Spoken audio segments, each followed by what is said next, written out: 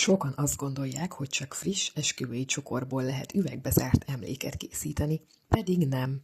Ez a csokor nem tegnap volt mennyasszony kezében. Évekig egy dobozban pihent. Talán a padláson, talán egy szekrény mélyén. Kicsit porosan, kicsit törékenyen, de tele történettel. Amikor megérkezik hozzám egy ilyen régi csokor, először óvatosan átnézem. Mely szirmok menthetőek, melyik levelek őrizték meg a színüket, és mely részekből lehet új kompozíciót építeni. Mert nem az számít, hogy friss-e, hanem az, hogy mit jelent. A virágokat újra rendezem, 2 üvegréteg közé zárom, és megtervezem a formát, ami méltó az emlékhez.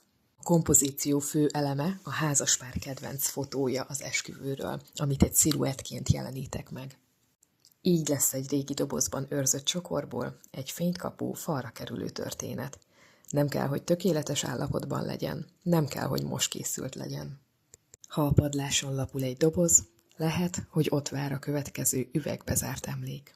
Ha tetszett a videóm, oszd meg, hogy másokhoz is eljusson.